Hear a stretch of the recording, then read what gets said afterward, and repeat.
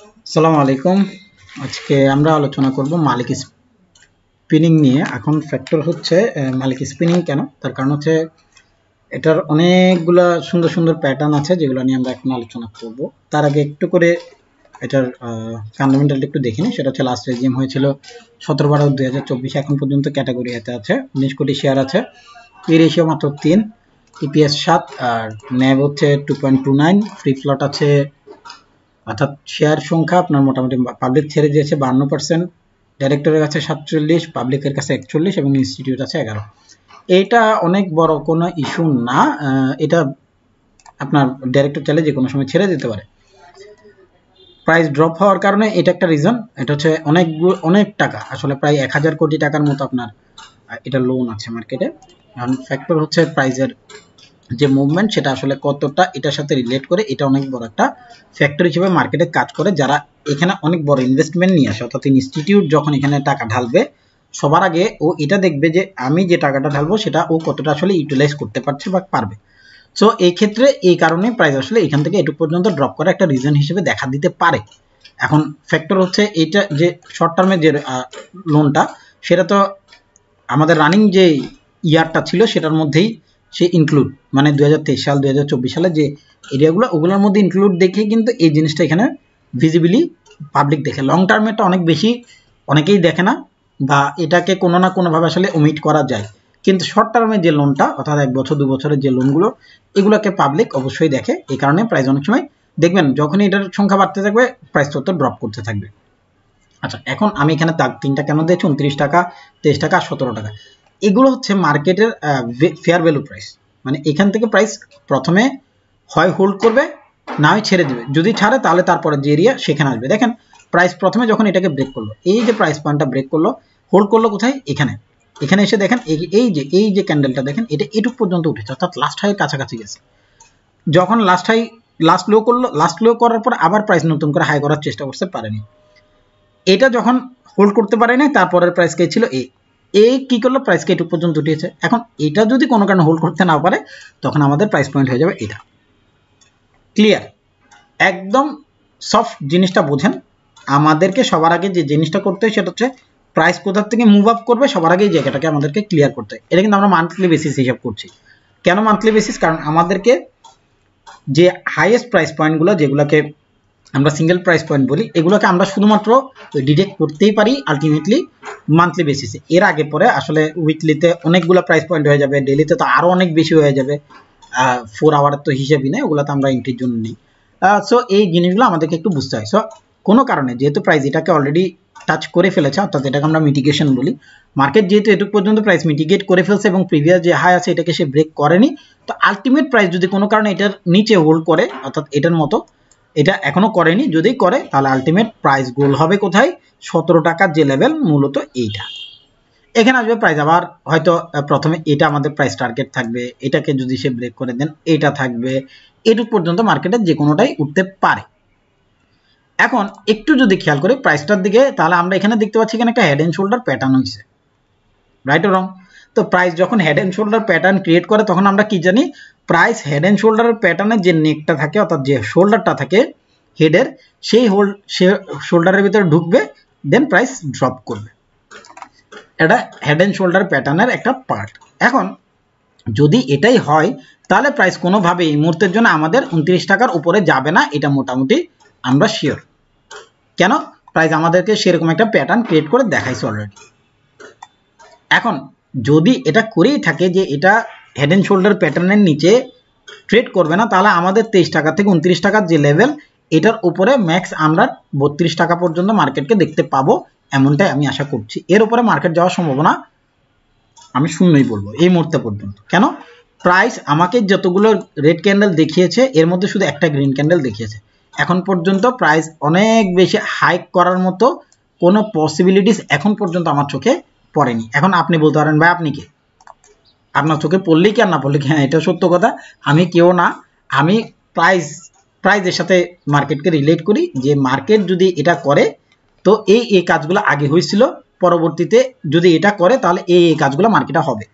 এটার উপর ডিসিশন করে আসলে আমরা মার্কেটের দিকে আগে আসবো। এখানে একটু দেখবো যে আসলে আমাদের এখানে কি হয়েছিল। আমরা দেখতে পাচ্ছি প্রাইস যখন এটাকে ব্রেক করে, এই অংশটাকে ব্রেক করে, এটা লাস্ট লো কোথায় থাকে, এটা এই ক্যান্ডেলটা থাকে তার লাস্ট লো। প্রাইস এখানে আমাদেরকে একটা সার্টেন অ্যামাউন্ট অফ টাইম কি করে, ফ্লোর প্রাইসের মধ্যে প্রাইস এখানে পড়ে থাকে, ওঠার চেষ্টা করেছিল, পারেনি। ফ্লোর প্রাইস করে করে করে প্রাইস যেদিন ফ্লোর খুললো, তারপরে প্রাইস কোথায় করলো, সাপোর্ট করলো, এই অংশটা যেটা আমরা অলরেডি মার্ক আউট করেছি। দেখেন মার্কেট আপনাকে সেই জিনিসগুলো দেখা দেবে যেগুলো মার্কেটের সাথে রিলেট করে। প্রাইস এমন একটা জিনিস, এই পুরো মার্কেটের যদি স্টক মার্কেট কাউকে করতে হয়, তাহলে একটা জিনিস আপনি একদম শিওরলি জেনে রাখেন, price is everything. Price is everything, প্রাইসের উপরে কোনো জিনিসই নেই। প্রাইস আপনি যদি ঠিকঠাক ডিটেক্ট করতে পারেন, আপনি শুধু প্রাইসকে নিয়ে খেলতে পারবেন, শুধু প্রাইসকে নিয়ে, অন্য কিছুর দরকার নেই আপনার। আপনি কিচ্ছু জানার দরকার নেই, কিচ্ছু দেখার দরকার নেই, আপনি শুধু প্রাইস নিয়ে বসে থাকবেন। যেমন প্রাইস যদি 23-এর নিচে যায়, 17 টাকা আপনি ডিরেক্ট নিয়ে বসে থাকবেন, যদি প্রফিট না হয় আমার সাথে কথা বলবেন। হ্যাঁ, ঠিক আছে, ব্যাপারগুলো এরকম। তো এইগুলো অনেক বড় ফ্যাক্টর হিসেবে কিন্তু মার্কেটে কাজ করে। ঠিক আছে, এখন এখানে আসি, এবার মূল কথায় আসি। এগুলা বাইকা কথা বলে লাভ নেই, আমরা চ্যালেঞ্জ করতেছি না কোনো কিছুকে, আমরা জাস্ট মার্কেট দেখি। আসেন, প্রাইস যখন এটাকে ড্রপ আউট করছে এই জায়গাটাকে, এখানে আমাদের একটা ব্রেকিং ক্যান্ডেল আছে, এটা হচ্ছে এটা ব্রেক ক্যান্ডেলের পরে এখানে আমাদের কাছে একটা উইকলিতে ব্রেক আছে, যদি এটা অনেক স্ট্রিক্টলি ব্রেক না, আমরা স্ট্রিক্টলি ব্রেক যদি করি বা ধরি, তাহলে সবার আগে এটাকে ধরবো উইকলি এর জন্য। তো আমরা যখন উইকলি থেকে ডেলিতে যাব, তখন এখানে যে চেঞ্জগুলো, এগুলো নিয়ে একটু আলোচনা করব যে আসলে এখানে কি ধরনের চেঞ্জ আমরা পেয়েছি বা পাবো।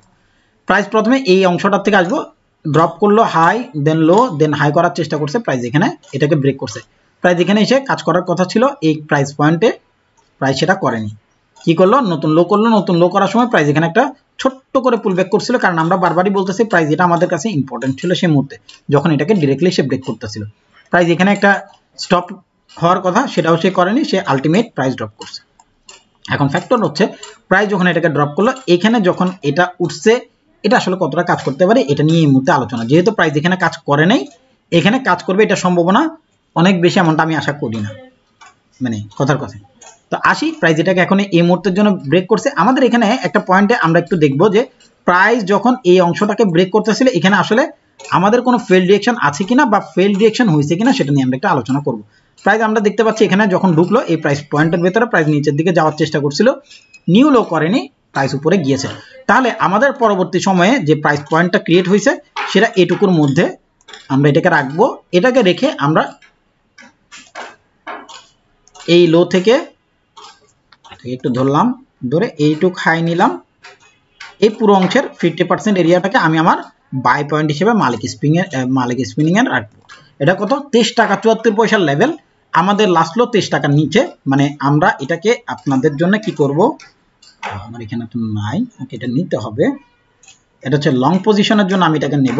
লং পজিশন আমি এখান থেকে ধরবো, যদি প্রাইস এখানে আসে 23 টাকার নিচে আমি এটাকে দেব, অর্থাৎ 70 পয়সা আমাদের টিপি টার্গেট। আমাদের বাই টার্গেট হবে 29 টাকা পর্যন্ত, 21 টাকা থেকে। তবে এত বেশি আমি কখনোই নেব না, কারণ এত বেশি নেওয়া যাবে না। আমাদের মিনিমাম 27-28 টাকার যে লেভেল, এই জোনগুলো এখান পর্যন্ত হয়তো আমরা নিতে পারবো 28 টাকা। 28 টাকার উপরে ট্রেডের পসিবিলিটিস অনেক কম, আমি চাইও না ধরতে। তো আমাদের 21 টাকার নিচে আমি এটাকে রাখলাম, আমি 1 টাকা হিসাব করব, স্টপ 84, 23 টাকা 74 পয়সা, 22 টাকা 74 পয়সা, অর্থাৎ আমি 1 টাকা লস হিসাব করব, আমি 9 টাকা প্রফিট হিসাব করব। ঠিক আছে, না 9 টাকা না, এটা 1:5 1:4 যাই হোক, নো প্রবলেম। আমাদের 5 টাকা 6 টাকার প্রফিট হইলেই হবে, 2 টাকা 20% 30%-এর গোল হিসাব করে আমরা আগাবো। ঠিক আছে, তো এটা যদি আমার 23 টাকা হয়, তার মানে হচ্ছে 2 টাকা 30 পয়সা প্রতি 10%, এটার হিসাব করে আপনি করেন।